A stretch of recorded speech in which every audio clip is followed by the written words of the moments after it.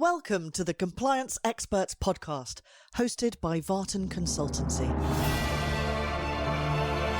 Miles VARTAN and his guests, as experts in compliance and risk management, will guide you carefully and with clarity through the many sectors of compliance like health and safety, ISO and operator licenses, and the complexity of customs regulations.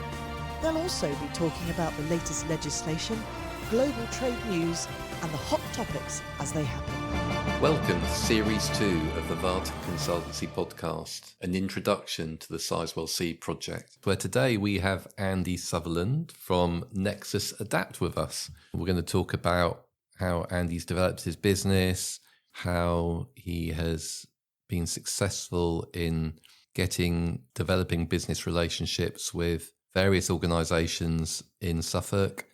And we are going to be talking quite a bit about Sizewell C. So I hope you enjoy the episode. And Andy, welcome to Felixstowe and thank you for coming along on the podcast. Good afternoon, Miles. Yes, looks like I brought the sun with me as well. Yeah, and we might hear some seagulls in the background as well. So yes, ironically, I've just come from Sizewell. Have you? Yes, fantastic. Well, can't wait to talk about it. Yes.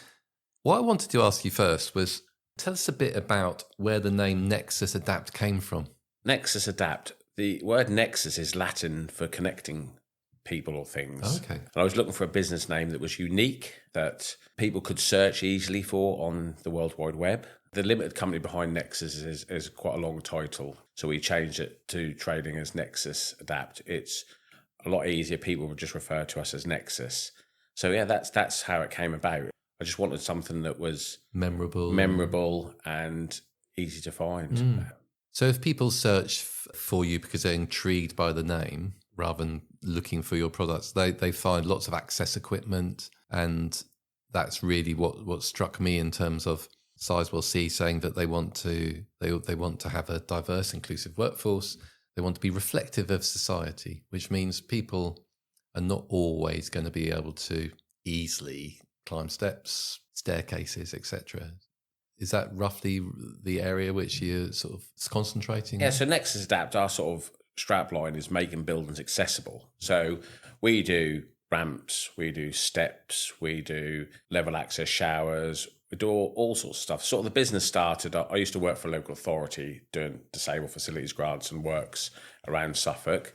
One reason or another, I left the local authority, started up my company. We incorporated in 2021. We do lots of work for the local authorities around East Anglia now, pretty much all the local authorities. So it is about keeping, mainly that was the domestic market, was keeping people safe in their homes, whether they be later in life or people with disabilities, and some of those could be younger children. And then it kind of progressed into other buildings and other requirements. So typically we do domestic or residential properties. We do commercial, we do industrial, we do public buildings. With the modular ramps especially, because they're not a permanent structures fixed to the building. If you've got a listed building, we can put something in. We've done some work a few years back at Scotney Castle down in Kent, and they wanted modular access for mums with wheelchairs and disabled people with disabilities for their shops. But it allowed them to take the modular access out when the BBC wanted to go there to shoot period dramas. So it's not a permanent fixture. So there's a lot of, it's sustainable, it's adaptable, you can change stuff. So it kind of lends itself, looking at places like Sizewell and other large construction sites, you can put stuff in, take stuff out. It can be modified as the job develops or as the project develops, it can be moved around.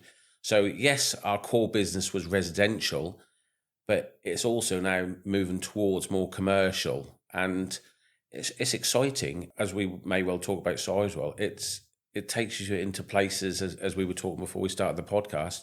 It's bizarre where your journey of life takes you. Exactly. I mean, I do a lot of travelling in our job, and I go down to London. I had to travel across London only last week and travelled on the Elizabeth line, and I was quite struck by saw two people in their own mobility wagons where they were controlling it. They had the power to take them backwards, forwards, and completely unstressed, going to the depths of the Elizabeth line, which is quite a long way down, getting on, getting off, their quality of life was good, I think.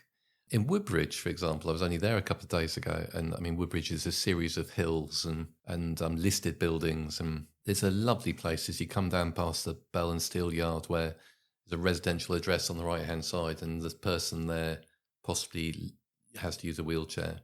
You go up the path, and you can see you go onto a lift, press a button, and the lift only goes up about 2 foot, but it's beautifully designed into the path. You wouldn't know it was there unless you were specifically looking for it. Accessibility doesn't need to shout accessibility. No. As we well know in East Anglia, there's a lot of people, the communities are getting older, people are living longer, and people want to stay in their homes. I mean, the team at Nexus who work alongside me, I mean, it may be my business or the managing director, but it's a team effort. The guys and the girls in the office, it's life-changing. What we do for people is truly life-changing. People don't want to be in hospital. The hospitals don't want them in hospital. The family don't want them in hospital. So if you can keep them in their own home for longer, it's far better. Also, on the other side, we also work with the hospitals to do hospital discharge to get people home from hospital, which is a big piece of work that we do. And that can just be small little jobs, grab rails, accessibility steps, and that stops people being readmitted to hospital should they fall over at home. It enhances their life. Yes, 100% it does. It enhances their life. So where do you get all your kit made? We are in partnership with a company called Easy Access in Newcastle, where they're partner for modular access ramps for East Anglia, and then other stuff that's just mainstream suppliers who supply the healthcare industry that we grab rails and other stuff from. Some of it we also make bespokely if it's timber steps, timber ramps for customers, because every house is different. Every single property is different. Every modular building they put on construction sites are always at different heights. It's very unusual to find a flat surface that's going to be an easy job. So all the systems are, even though they're modular, they're all adjustable. They have adjustable legs, so we can make things kind of fit and sit level and true. Do you do it like CAD drawings, or are they? Yeah, so I have a guy who works for us who does all our CAD drawings, which is something that we can talk about. But as a small business, that's been a challenge, having to step up to the mark on things like CAD drawings, because typically most residential customers just want to see a photograph, or they just want to see an example. But people like the Sizewells that we can talk about want a full set of drawings. They want to know exactly what they're getting. They want to know all the specifications, the paint, the whole thing. And that's been not necessarily a learning curve, but they're things that as a small business or a micro business like us, that we've had to overcome those challenges.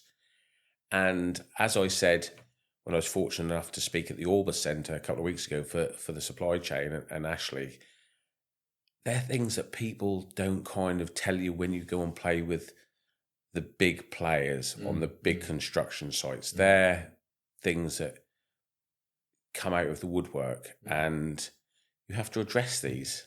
And you're going to have you've got the construction site, and then you're going to have the power station itself. Yes. And I imagine there's requirements in Sizewell B. I think I was fortunate enough. I've been into Sizewell B a couple of times, and I was asked to go in there a couple of weeks ago by one of the tier 1 contractors. And it's quite mind-blowing when you go in there. And it did initially faze me when I used to go to Sizewell, but now I'm kind of okay with it. It doesn't faze me now, even though it's going to be the largest construction site in Europe. But for me for Nexus as a small business, one of the things I've learned is when to say no and walk away.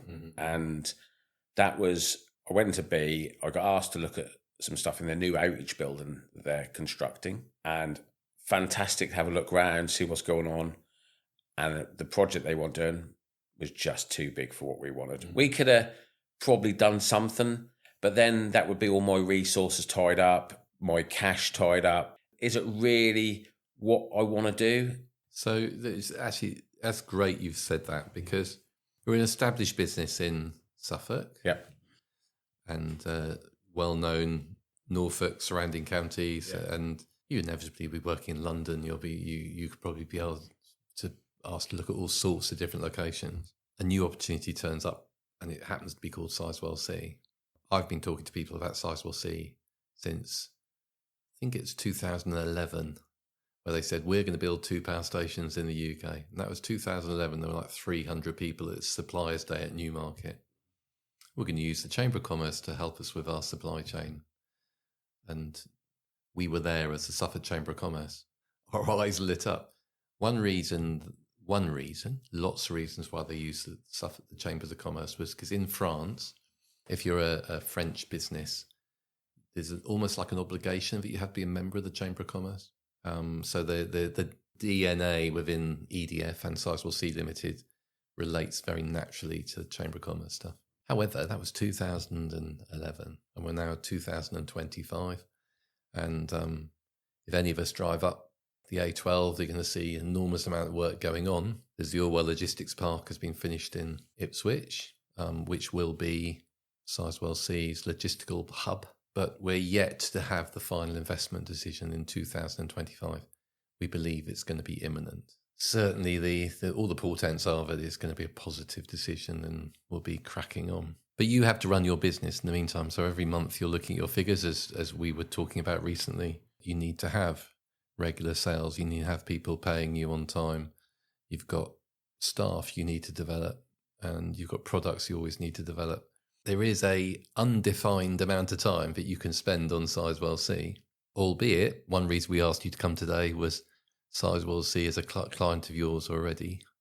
So when you look at your website, there's some impressive names. Still under construction, Miles. Still under construction. Under construction. Yeah, still under construction. But you're working for some of the local authorities and things like this. What we were intrigued about was when you identified that there was an opportunity, potential opportunity at Sizewell C, did you get a whiteboard and start writing down how are you going to be able to respond to it? Or did you literally respond like just you weren't too sure what the path was going to be, and you just like you went to meetings and you went away thinking, right, they've said I should do this, like register on Compete For, or that's a job to do, right, I'm going to do that. How have you sort of developed in your mindset the strategy that Nexus Adapt is going to relate to this, so if you can keep your existing business going and yet be able to find the resource and the time to concentrate on this huge new opportunity? So Sizewell, obviously a Suffolk Chamber member, then they formed the Sizewell supply chain. And I was talking to Ashley the other day, I think it was the Orbis Centre, and he said, many years ago, I said to Ashley and to Julie Hale, Sizewell's too big for me as my little small business in Lowestoft. I'll never get any work, never get on site. It's just never going to happen. But I'm not going to quit. I'm going to keep turning up and see what develops. So that was the thing. I've been to lots of events. I've put myself out there. One thing that businesses need to realise with the whole Sizewell project, there is something for everybody there. It's such a vast project that they need so many different people to do it, and not one company can do all. So whether you're a tier 1, tier 2, tier 3, you can always bring something to the party, shall we say. So I went to lots of events, engaged. Ashley was really supportive, put me in front of some of the tier 1s, kept going to events, kept just making sure that I was on the radar. And then one day the phone rang, and it was Dalkia, which are obviously part of EDF, saying that we've got a requirement for this, and this at the MCA, which is obviously the main construction area. And I was like, oh, okay. Never saw it coming.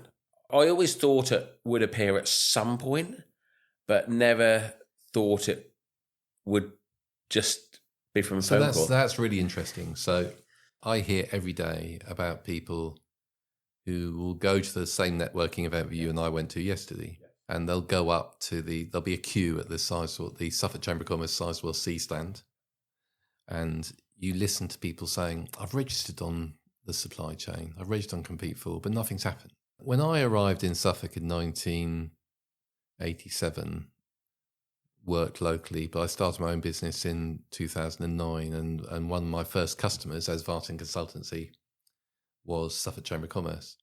And the Chamber had been asked by Suffolk County Council to develop local supply chain database. And we called it suffolkb2b.co.uk. And I went around talking to a lot of local companies like yourselves. And I said, what is the problem with this? Was sort of public sector orientated. So you're talking about Ipswich Borough Council, Suffolk County Council, Mid Suffolk. And they said, well, they're not interested in us, Miles. They much prefer to either work in huge frameworks or they'll just work with established suppliers. And they tend to be quite large companies and we can't get looking. But a study was done, and the results of this study by an external body showed that there was like a 50-50 situation here. So about 50% of the companies in Suffolk and the locals were no good at marketing or telling anybody about themselves at all. I would 100% agree with that. And then 50% of the reasons why these people didn't get told about it was because there were too many people in the public sector who just couldn't really be bothered to go out and find new suppliers. They were quite happy with the service they were getting, which was good at the right price. And as far as they were concerned, jobs were getting done. So Sizewell C, at that stage still called EDF, New Nuclear Power Generation Company, came along and looked at our stuff at B2B and said, that's exactly what we need. Can you put a cloak over it and call it Sizewell C supplychain.co.uk, which is what we did. People registered. Then they were told to register and compete for. Because I'm going to come back to the point you made a couple of seconds ago. It's almost like people sit back a bit and go, right, I'm just going to wait for these responses. I'll fill in tender forms if I want to, but you got called by Dalkia because you'd put your name about and people knew who you were. And I always say people come into these decision makers come into rooms with a yellow sticker on their forehead and it says Nexus Adapt on it. And somebody goes, tell you what, we need to improve the accessibility into this building in Leiston. And somebody goes, yeah, Nexus Adapt. Now, the reason they've said Nexus Adapt is because your marketing is providing dividends, you know? So and people at Sizewell move around, right? Mm-hmm. The guys that we were dealing with at Dalkia, they work directly for EDF. And then they have relationships with the tier ones.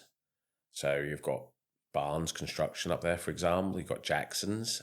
And you go to these events and you go to site and you meet people from tier ones, tier twos, and they all talk to each other.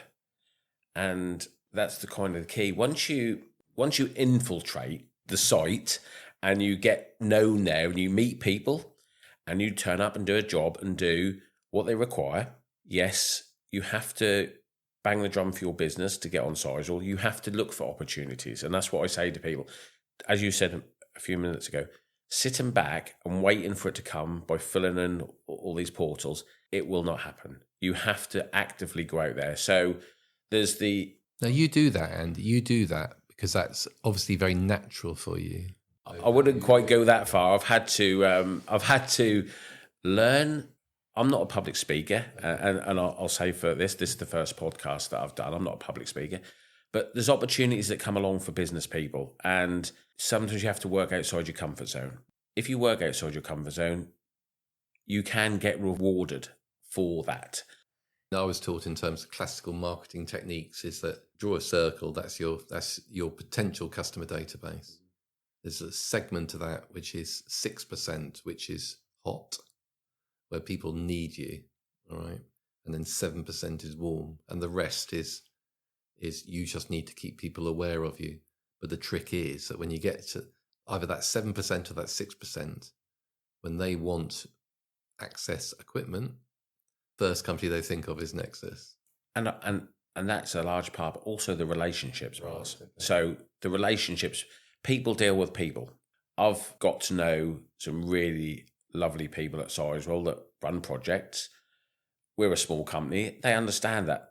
When we initially, sort of winding back to when we were initially on site last year doing some work for them, Sizewell wants to support small and local businesses. It can be very daunting for people. So there's compliance, paperwork, there's other stuff that you need to do. They have been nothing but helpful with us as a small business. If you've got a question, ask. If you've got any queries about anything they're asking, they will help. They do not want you to fail. People think they're not interested. They will hold your hand. And as I said to you earlier, I was listening to Ashley's podcast that he'd done with you. yesterday while I was driving around, and he's completely right. They will handhold you through the process because they want you to be a supplier for them for years. Do you find that that people feel able to talk slightly outside the fixed sourcing strategy parameters, so that they say to you, well, there isn't a tender yet for this, Andy, but could you send us some ideas about how we could sort this problem out? And then maybe we can relate that to something which we're going to put out in 6 months' time. Yes, and that was another thing I was listening to yesterday, and I don't think they have all the answers that they need for all the works and all the problems or potential problems they have. They want the solutions. They want to work with suppliers that can come along and go. Yeah. They don't want to be asked all the time, what do you want me to do? No, I call them feasibility studies, but I'm more than open to do it, and I do it with a lot of the customers and the local authorities, where the technical officers or the client will ring me up and say, can you come and have a look at this and let me know what you think? Because we're the experts in our field when it comes to accessibility and modular ramps and steps. Why would they think they know what's possible when we know what is possible? It works really well. And that was one of the things that I'd done at Sizewell last year. They said to me, can you come and let us know what your opinion is on this? What is achievable? Because engineering staff can pull something out of a drawing or out of the sky, and we all know that it's not going to work. They actually just want something that's functional and works. And they were fantastic on that side. So you and I both had small businesses. We're both into, I've come from a supply chain, warehousing, rail terminal, done everything apart from planes, really. Planes, aeroplanes, yeah. And then with my consultancy business, we're advising people on how to be compliant, how to make sure that they can retain customers and things like this. And you get the tender document through, you got your expression of interest, relatively straightforward. And then you've got your PQQ arrives, 45 pages with 67 questions, asking you for policies that you haven't quite got in place. When you receive that the first time, it's a scary moment, isn't it? Is it a slightly daunting moment? You go, right, I've got to have a strong cup of coffee and look at this. It is. And as we were talking earlier before we started the podcast, that as a small micro business, I don't have a marketing department. I don't have a health and safety department. I don't have a compliance department. I don't have a HR department. All these things that the large tier ones or the large companies that have people to do this stuff.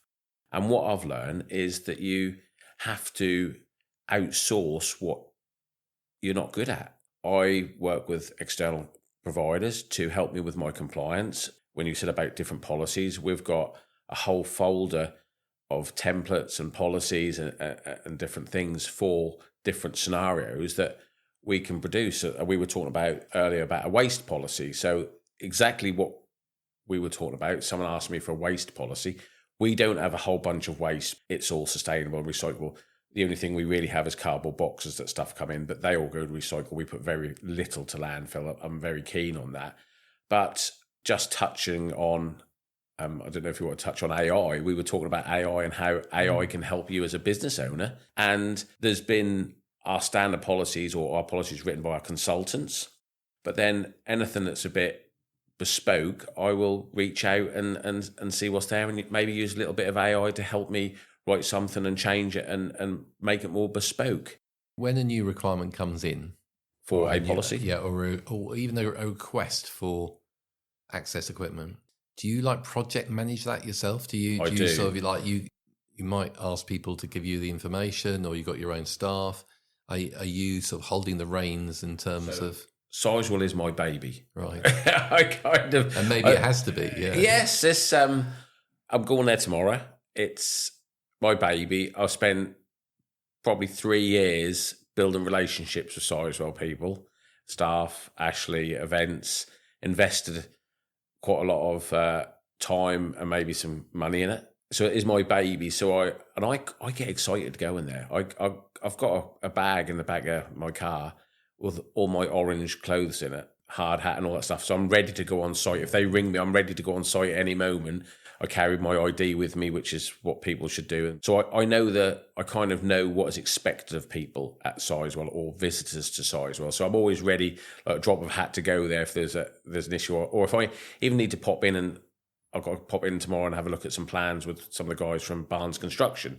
So I'm kind of, I'm fine with it. Yeah, I love it. And with Barnes, possibly your client on occasions. Yep.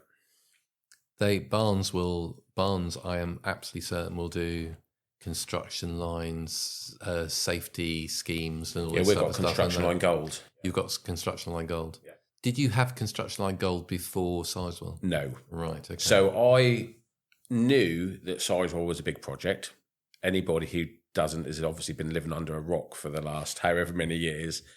And I knew there would be an expectation of businesses to work there and what things you have to be compliant. They've got their falls, I think, for their vehicles. Yes. They've got different standards for different things. You have to go into it with your eyes open. But it is achievable as a small business. Yes, there is a cost to it. There is always a cost to everything in business. But then the payback is you get the work on a site. Well, exactly. And over your lifespan with Sizewell, without putting words in your mouth, pretty much your business has improved as a result of all the work you've had to do for Sizewell. So your other clients get to benefit from that as well. And your potential clients are impressed by what you're able to tell them that you've done. What we need to remember is Sizewell's not really even started yet. No. There are people, I mean, I did say this the other day at one of the events that I was at. When you drive down the A or drive up and down the A12, or you drive towards Sizewell, I don't think there's any Harris fencing in the world left after the amount that they've actually got, the amount that they've actually got on site. And I think they're also now cornering the market in modular buildings. So the size of the project is enormous. And like you say, it hasn't started. No, it hasn't started. I mean, I was on there last year, been on there just recently, and we done some work up at Ashwood, which is the north end of the patch. And it was just piles of soil in the middle of fields. And one of the things that I have done, because I'm intrigued and I want to know what is going on at Sizewell, and people ask questions, but no one really delves into the information. So the website they got, I think it's called a DCO. Mm-hmm. Development Consent Order. Yes. If you go on there as a business or anybody who's interested, I was driving down through Oxford the other day and there's all these fences on the bend there at Oxford, and I think, what they're building here. So you go onto the DCO and suddenly you can pull all the plans for the roundabout they're going to put in. Mm-hmm. You can also pull all the plans for the park and ride they're putting in Wicker Market and the park and ride that they're putting in at Darsham and the roadways and all the different things they're doing for Sizewell. And if you start looking at all that, there's opportunities for business. You look at a park and ride, and for us, from a point of view, I don't know where it's going to go, but they're going to want accessibility because they're going to have buses. Yep. So there's 2 park and rides there. They're building accommodation. They've got the railway hub they're going to put in. You need to identify by looking at plans where your business can fit within the greater project. And people don't do that. So do you think that when you have what might loosely be called a board meeting? Yes. With your staff. Yes. Normally involves bacon rolls, though. Bacon rolls. Yeah. I'm allowed to say that. And you're looking at the future. Yes. Are you now able to look at the future with a bit of confidence that elements of the Sizewell C operation, which you are responding to and serving, are giving your business that bit of stability to look at the future with a bit more confidence you had beforehand? I think so. As I want to grow the business, it's a key aspect of growing the business with Sizewell. But I also have to realise we still have to do the day job, which is what we spoke about earlier. Yeah. That we still have the disabled facilities grants coming in for local authorities. We still have private customers and other commercial customers. I think the phrase, don't put all your eggs in one basket. I mean, ideally, I'd just live at Sizewell all the time if I could. I'd get a pork cabin down there or something like that, because I think there's lots of opportunities, but you can't be everything to everybody. And that's important as a small business. And I would say that to anybody else in the region of Suffolk or Norfolk who's going to be dealing there, that things take time at Sizewell. I said this last week in one of the events I was at. Things don't happen in 48 hours. No. Things take, I think Ashley was saying on his podcast, 6 to 9 months procurement. You need to realise there's not a quick win. down there. So for 6 to 9 months, You still got to pay the bills. you've got to pay the bills. You need that money coming in from elsewhere. So you need your existing business to support it, Yes. which for those listening helps explain, I think in the PQQs, even the EOIs, they talk about what percentage of your turnover would be Sizewell compared to the rest of your business. They're not wild about you being over 25% of that proportion. They want your existing business to carry on flourishing whilst you're able to invest in Sizewell C. So that what you're saying there makes an awful lot of sense. It can be all-consuming. Oh, You could let absolutely. it be all-consuming. It's very exciting, but like you say, you still have to pay the bills. You still have to keep the business. And if the business is non-existent, that's no good to anybody, including Sizewell. So you just have to keep going. I would like to expand. I'd like to have, like I say, work on Sizewell. It's going to be an interesting time ahead. And we were in the pre-construction phase at the moment. Yeah, we've done. Obviously, I would just refer to as the infrastructure's being Infrastructure and built. getting So they've got ready, the what is it? The MCA, which is the main construction area. They've got the ACA, which I think is ancillary construction area. I just call it another construction area. Yeah, and then they've got the TCA, which is the temporary construction area. I just call it the third construction area. So they've just got all these construction areas that they. And then eventually someone's going to put a spade in the ground. In 10 years' time following that, they'll start generating power. So from when you read a lot of the consultation material, the park and rides will go, because you don't need 10,000 people to run a power station.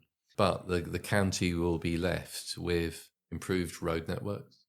The A12 will... The two village bypass. Two village bypass. Yeah, the roundabout at roundabout at Oxford. Yep. You won't need to use that big long lay-by opposite Budgeons to park your big long lorry to wait for a police escort before there'll be a proper turning to get in. Yeah. So some of your equipment will come back to you, but there will be permanent buildings, and I imagine that there's going to be the potential for you being in this power station, Sizewell C. Yeah, I mean, another part of our business is we do lots of handrails as well. So we do hand railings and edge safety, which is all connected to access because it's got tube in it, basically. Exactly. So there's a massive opportunity there for the products and portfolio we do. And also the tier ones and the tier twos and tier threes at Sizewell, as we said earlier, they just have an issue which they've come up with, and they just need a supplier or contractor or whoever just to give them some input and fix the issue. And they go to the specialists to say, this is the issue we've got, because it's not a problem, it's normally just an issue. What can you do to resolve our issue? And if you can deliver what they want you to deliver, then they're fine with that. We asked you, was the scary stuff re-compliance already in place at Nexus? What's the magic formula? How did you adapt your policies? You pretty much just took it as it came along. You didn't allow yourself to get too worried about it or too intimidated about it? The first time I drove to Sizewell, I remember driving up Lovers Lane and went round the bend towards the main entrance. And I thought, wow. I kind of put hairs on the back of my neck thinking, how has my journey brought me to this place? Which I walk along the beach in Lowestoft. What would your dad say? Exactly. If my dad was still alive, I think I'd probably have him with me on the site, because he'd be like, oh yeah, this is not an issue. He's very much up for stuff like that. He's very much an optimist. He's like, look, let's just see what it is and we'll fix it. That was kind of my view was, look, at the end of the day, we're all human. If you can't do it, you walk away. So people who are concerned about, I think it would be great to take out of your toolbox some of the things you've mentioned in this podcast for them to lean back on and say, right, it's an opportunity that we need to seriously consider. We don't want to maybe falling back on previous experiences in projects which maybe haven't been as well run as Sizewell C. I've written down maybe a couple of things that you've mentioned. So relationships are very important. Just like you say, things that you learn and observations you have. And I was fortunate to talk to some of the Sizewell staff at the Leiston Athletics Club last week. Yeah. Tim Johnson, who's head of their supply chain, asked me that. And one of the things that struck me when you say it's really well run is one of my opening comments to the room of staff from Sizewell was, I knew I was in the right place because all the cars were reverse parked in the car park. And that sounds like and they all thought that was quite funny, but that's how well run Sizewell is. Well, exactly. You go there, everything is parked in lines, the place is tidy. They have standards, and for a reason. Safety is that one of the safety, and obviously they have standards, and I like that. I like the fact that the place is well organised. They want to get it right first time. Yeah, they have standards. Yes. And like any good quality management system, they check that those standards are being adhered to. There are consequences if you don't stick to the standards. And as I was saying, I listened to the podcast you recorded with Ashley about Sizewell. I made me laugh yesterday when I was listening to it, because he said if you have reverse park and someone doesn't reverse park, then what does that say about you or your company? Yeah. And I drove into the Leyston Athletics Club to this meeting with the Sizewell guys, and all the cars reverse parked. So I reverse parked because I thought, I'm not going to be the odd one out here. And it was just, there's little things like that, observations that you make on site that don't put yourself in a position where you're embarrassed because you haven't done your planning, you're not aware of what's going on. And yeah, that's just little things. So just winding it back a little bit, relationships super important. Super important. When you're trying to get it. Yeah. Use external expertise when you can, if you need to, and don't be worried about doing that. Our business, VARTAN Consultancy, are developing something called the VARTAN Way. Yeah. And we can help you, and pretty much those who are listening, looking at all the policies, standards, ISO standards. We can help with training, a fitness coach and all this type of stuff. So your staff are super happy working for you. And your business, as we've agreed, without me putting words in your mouth, has improved because of everything you've done for Sizewell. It's sort of like your overall product is been enhanced. And also meeting people like yourself.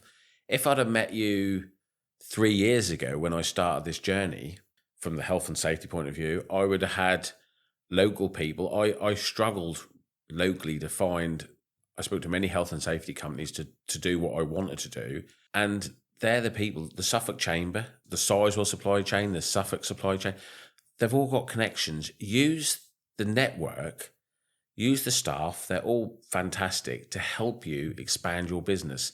We all business owners, we're all very guilty of kind of like living in our own little ecosystem, not reaching out when we don't understand something. So the project, I think maybe we should finish on the project. You often hear people talk about legacy, and what's going to be left behind after, in a positive way, after they've started generating power on a daily basis, and the guaranteed volume of electricity generated for the UK, an increased proportion will come from nuclear. You see Nexus Adapt as possibly becoming a more efficient business, maybe employing more people. 100%. I think looking at our processes, our policies, every day is a school day. When you work at places like Sizewell, as well as the councils and the other local authorities you work with, you can definitely have takeaways from Sizewell that you can put into other parts of your business. There's other parts of your business that you can bring to Sizewell. It's not a one-way street. It's all part of the experience of running a business. And it's a positive experience. I've not had a bad experience at Sizewell. Like you say, the guys from Barnes, the guys from Dalkeir, EDF, they've all been super helpful at helping us with the paperwork. They don't want you to fail, because ultimately, if you fail, their projects. So it's a great thing. It's a great thing for 100%. It's a great thing for the community. Yes, 100%. And it's, as long as Sizewell C Limited, as we're beginning to understand that the company will be called, does it the right way. I've heard that phrase used a few times over the last couple of years. Then the community, the business community, young people who are at school and maybe one day are going to be in the control room of the new power station. Yeah. Vast majority of the impacts and side effects are going to be positive. And in the 23rd century, Andy, I thought about this, when they're decommissioning Sizewell C, they're going to find somewhere in that plant, they're going to find an access ramp. Yeah, with my label on it. And it's going to have your label on it. Yes. And your grandchildren and your children will go, my dad did that. Yes. Fantastic. Well, thank you for coming. I mean, I think we literally could talk all day. We could indeed. But for those listening, if you would like to come on our podcast, we'd be delighted to speak to you. Now, Andy is a protagonist of AI. AI is going to be there in the next ever-increasing component of this project with the right controls in place. So please contact us and maybe you could come on the Compliance Experts podcast. Thank you very much. Thank you, Miles. Thank you for listening to the Compliance Experts podcast. We highly value your input and welcome any questions, thoughts or challenges for us to tackle in forthcoming episodes. VARTAN Consultancy pride themselves in helping customers manage risk and subsequently helping them improve their overall company performance. To speak to Miles and his team, visit vartanconsultancy.com. This podcast is produced and managed by podtalk.co.uk and is the copyright of VARTAN Consultancy. This podcast is created for entertainment purposes only. Views and opinions are that of VARTAN Consultancy and their guests. Information recorded in this episode was deemed correct at the time of recording. However, we advise you to always check with VARTAN Consultancy for up-to-date information and legislation.